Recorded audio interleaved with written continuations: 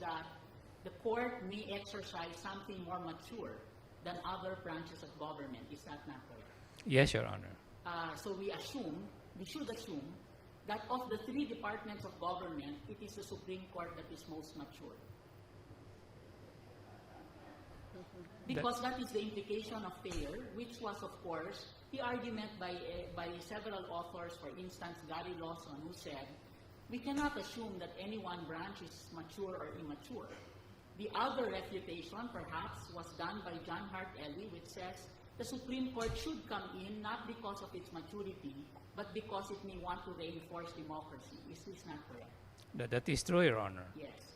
And, by the way, maturity may not be expressed by any department or instrumentality of government, but would you agree with me that hashtag Million People March and the statements made by the public in different venues, including social media and through mobilizations, don't you think that our people are mature and that they constitute the core of our politics and democracy? We agree, Your Honor, and that's why our argument is the House. Therefore, there is no danger that if we participate in that dialogue, we do not stunt or dwarf the maturity of our politics. Again, Your Honor, our respectful submission is the House is listening. They have put all the respect due to the voice of the people. They are correcting, and our respectful submission is give the political branch the opportunity to first correct. And our people spoke as a sovereign by creating a constitution of the republic, and it created the words that are found in Article 8, Section 1, and second paragraph, which gave us the power also of judicial review. Is that not correct? Yes, Your Honor. We do not in any manner say that the court doesn't have the power. In fact, Your Honor, we are not invoking the political question doctrine. We recognize that. We're just saying the political branches are correcting. They are changing course. And that is as far as we can respectfully submit to the court, Your Honor. Because the political departments are correcting, it will not mind that the Supreme Court also uses its power within the limits of our concept of judicial review to assist in the correction. Is that not correct? Yes, of course, Your Honor. On the TRO, slide number 25, the DBM issued a circular with respect to our TRO. Its interpretation is that when a SARO has already issued, next slide, when a SARO has already issued and has been obligated, it will not be covered by the TRO. Are you aware of this DBM circular? Not the circular, but the idea behind it, Your Honor. The TRO stopped any release. Is the issuance of a SARO, in your opinion, a release? Yes, Your Honor. It has already been released, Your Honor. But we stopped the release. They are reading something into our TRO. And the name of the instrument is called a Special Allotment Release Order.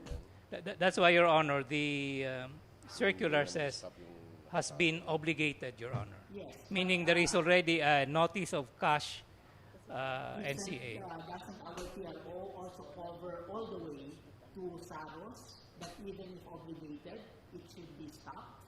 With all due respect, Your Honor, the view is that, a respectful view, Your Honor, is that if the money has already been obligated, and in fact, partly spent especially, then it is not within the coverage of the You TRO. covered this also in your memoranda, so the concept of release. I think also the petitioners might want to take a look at this. And if this is so, that if there is a SARO that has been obligated, and the interpretation of the DBM is that they may continue up to disbursement, are you still continuing with your prayer to partially release the TRO? Yes, Your Honor, as a general proposition, and especially with, again, only the scholars and only the indigent patients, because I understand there are a lot of patients and there are a lot of scholars where the applicable SAROs have not even been released yet. Are you aware of pages 126 to 127 of the COA Special Report, which identifies that there have been ghost students most indigents. I will go to it, Your Honor. Probably you can take a look at it at some time. And that in fact, the table M of the annex of the COA special report identifies 26.7 million issued in Tobacco City, where it was issued to students who might not even have been enrolled in certain colleges. Are you aware of this, Mr. Solicitor General? No, Your Honor, because my understanding is these are all released to CHED for universities or state universities and colleges, Your Honor. Given the COA report, can you assure this court, alongside with your prayer to partially lift the PRO, can you assure this court that of the 500,000 scholars that are mentioned, none of them are those? I cannot assure this court, Your Honor. But if, in the scale of things, 26 million was under question by COA, and I don't know how many number. Again, I don't have the figures, Your Honor, but we appeal to this honorable court, even with figures unseen. This honorable court, for example, can order that there be releases, or it can lift partially, and there can be heightened reporting reports for all of this. Are you aware of the recent decision of this court in Bank, which was unanimous, in Cuenco versus Vicente Soto Memorial Hospital? Yes, Your Honor. Where it was shown that a congressman already had a satellite office in a government hospital, and that they were the ones already disbursing the monies. Yes, Your Honor. And yet you are asking the court now to issue a partial lifting of the PRO in favor of indigent patients. Again, Your Honor, because only we do not know the exact facts. And I will argue to you, Your Honors, and we don't know the magnitudes. But think about it. If there is just one scholar who is legitimate, and there is just one patient who needs to go to the NKI for a dialysis. But I don't know, so I don't have the figures to convince you, despite the tobacco albay, and that is not correct. That is the problem of the House of Representatives. Sure. We have no way to tell you who of the almost 500,000. I cannot tell you how big or how small. But a scholar is a scholar, and if there is one legitimate scholar who cannot matriculate, and if there is one kidney patient who cannot have dialysis, I wish I knew the number, Your Honors, but I don't. But you are right, and I cannot dispute what you're saying, Your Honor. That is why we go to this court asking on humanitarian reasons, and we are willing to stipulate, have all of the special safeguards that you have. Charges have been filed. I would believe it behooves any congressman now, any congressman who will still use his SARO, given all of this publicity, will run the risk, Your Honor. So I plead, because unfortunately, because of time constraints, we don't have the numbers. Thank you, Counsel, and we hear your plea.